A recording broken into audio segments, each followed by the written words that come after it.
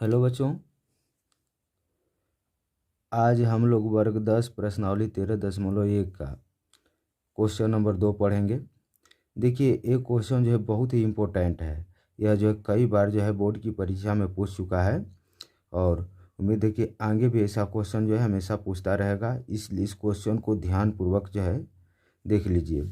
अगर इस क्वेश्चन को अगर एक बार देख लीजिएगा तो आपको इससे और इससे संबंधित जो है कोई भी अगर सवाल आएगा तो आप जो है आसानी से हल कर सकते हैं इसको। देखिए, सबसे पहले क्या दिया है कि कोई बर्तन एक खोखले अर्धगोले के आकार का है जिसके ऊपर एक खोखला बेलन अध्यारोपित है। अर्धगोले का व्यास 14 सीएम है और इस बर्तन की कुल ऊंचाई 13 सीएम है। तो इस बर्तन का आंतरिक पृष्ठीय क्षेत्रफल ज्ञात कीजिए। देखिए, सबसे पहले क्या कहा है कि कोई बर्तन जो है एक खोखले अर्धगोले के आकार का है, ठीक ना। अर्धगोले अर्धगोले कह रहा है तो सबसे पहले हम लोग क्या काम करते हैं कि यहाँ पर हम लोग एक अर्धगोला बना लेते हैं। ठीक, यहाँ पर हम लोग क्या काम करते हैं, एक अर्धगोला बना लेते हैं। देखिए अर्धगोला कैसे बनेगा, तो आपका जो है इस तरह से जो है ये जो हमारा क्या बन गया, तो अर्धगोला बन गया। क्या बन गया, अर्धगोला बन गया, ठीक ना। ये अर्धगोला बन गया। इसके ऊपर कहा है कि एक खोखला बेलन है, ठीक ना। इसके ऊपर हम लोग जो है एक बेलन बना लेते हैं। यही जो है एक बेलन बन गया हमारा। ठीक, ये जो है खोखला अर्ध बेलन हो गया, यानी खोखला बेलन हो गया। ठीक, अब देखिए इसमें क्या कहा है कि इसकी जो कुल ऊंचाई है पात्र की वो कितनी है, तो 13 सीएम है। कितनी है, 13 सीएम है। इसको इस तरह से मिला भी सकते हैं, कोई दिक्कत नहीं होगा, ठीक ना। कितना है, तो 13 सीएम है। अब रह गया बात कि इसका व्यास कितना दिया है। तो देखिए व्यास इसका दे दिया है, अर्धगोले का व्यास जो है आपको 14 सीएम है। तो अर्धगोले का व्यास जब 14 सीएम है तो इसकी त्रिज्या देखिए, एक ही आधार पर जो है बेलन भी है, यानी क्या गोलार्ध के आधार पर ही बेलन है। तो जितना इसका व्यास होगा, गोलार्ध का व्यास होगा, उतना ही किसका व्यास हो जाएगा, तो बेलन का हो जाएगा। तो यहाँ पर हम लोग क्या लिख सकते हैं, तो देखिए यहाँ पर हम लोग लिख सकते हैं कि चूँकि आपका गोलार्ध यानी अर्धगोले, अर्धगोले को गोलार्ध लिखते हैं, तो गोलार्ध का व्यास बराबर कितना दिया है, 14 सीएम है। हाँ, 14 सीएम है। इसलिए इसलिए गोलार्ध तथा बेलन, गोलार्ध तथा बेलन की त्रिज्या बराबर, गोलार्ध तथा बेलन की त्रिज्या बराबर, त्रिज्या यानी किसे, आर। तो क्या होता है सूत्र, तो व्यास अब बटा में 2, क्योंकि व्यास दिया रहे तो उसको आधा कर देंगे, 2 से भाग कर देंगे, त्रिज्या निकल जाएगा। अब देखिए यहाँ पर गोलार्ध का व्यास दिया है 14, लेकिन हम जो है दोनों की त्रिज्या लिख ली, क्योंकि गोलार्ध का जब व्यास 14 है तो ये बेलन का भी व्यास कितना होगा, तो 14 होगा। इसलिए दोनों का जो हम लोग त्रिज्या निकाल लिए, तो यहाँ पर हो जाएगा आपका 14 अब बटा में 2, कितने बार में हो गया, 7 बार में, यानी आर का मान जो है, त्रिज्या जो है दोनों का कितना हो गया, तो 7 सीएम हो गया। ठीक, लेकिन अब रह गया बात कि हमको जो है इसका पृष्ठीय क्षेत्रफल निकालना है।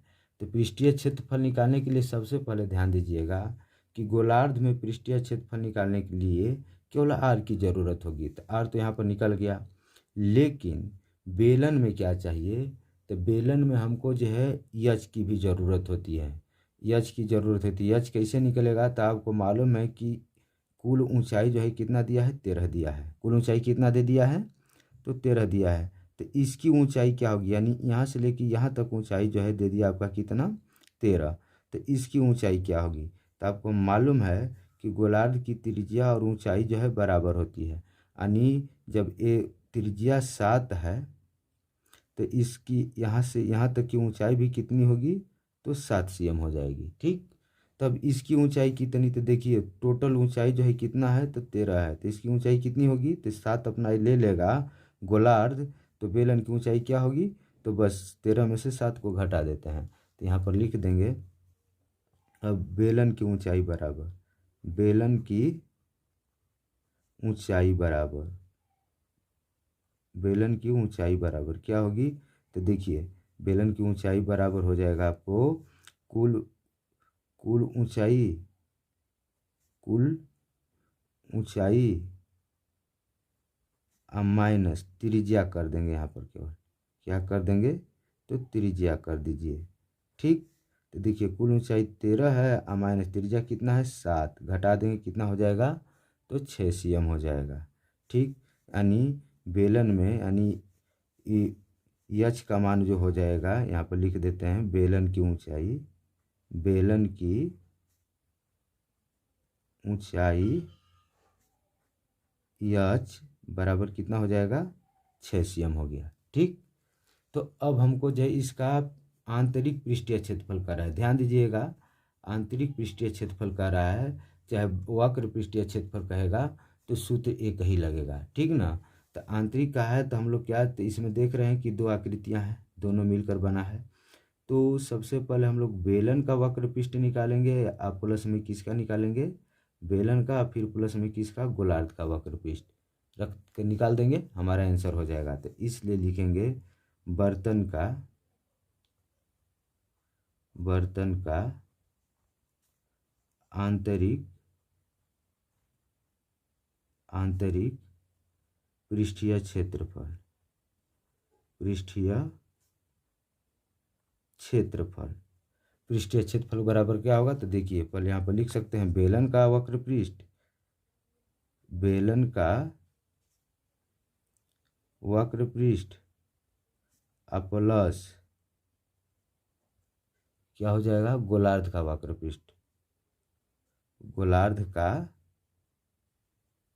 वक्र पृष्ठ या वक्र पृष्ठीय क्षेत्रफल भी लिख सकते हैं। देखिए बेलन का क्या होता है, तो बेलन का होता है 2πr/h, इसका होता है 2πr²। ठीक, 2πr/h प्लस 2πr² होता है। अब देखिए अब इसमें जो है 2πr कॉमन ले लीजिए, हल्का करने के लिए 2πr कॉमन हो गया, तो इसमें क्या बचेगा, तो यह इसमें क्या बचेगा, तो r बच जाएगा। ठीक, अब यहाँ पर हम लोग का काम करते हैं, 2 है तो 2 गुणे पाई का मान कितना होता है, तो 22/7 गुणे फिर r का मान कितना है 7 इंटू, देखिए यच का मान कितना निकाले थे हम लोग, तो 6 प्लस ही कितना हो जाएगा, तो r का मान 7 है। ठीक, अब ये जो है 7 से 7 खत्म हो जाएगा, तो केवल क्या करेंगे, तो 22 में इसमें गुणा कीजिए, 22 दूना का 44 गुणे, देखिए यहाँ पर इंटू यानी गुणे है, इसको हम लोग क्या करते हैं जोड़ देते हैं, 7 6 कितना हो जाएगा, तो 13। अब इसमें हम लोग गुणा कर देते हैं, तो क्या होगा, देखिए 13 चौका 52 का कितना हो जाएगा, 2 हासिल 5 और 13 चौका 52 और 5 कितना हो जाएगा, 57, यानी 572 cm²। देखिए क्षेत्रफल है तो हमेशा स्क्वायर में लिखेंगे, cm है तो cm² लिख देंगे, यही क्या हो जाएगा, तो आंसर हो जाएगा। ठीक, यही आपको इसी तरह से ऐसा क्वेश्चन आएगा तो बना देना है, आपका जो है बोर्ड में 5 नंबर निश्चित है।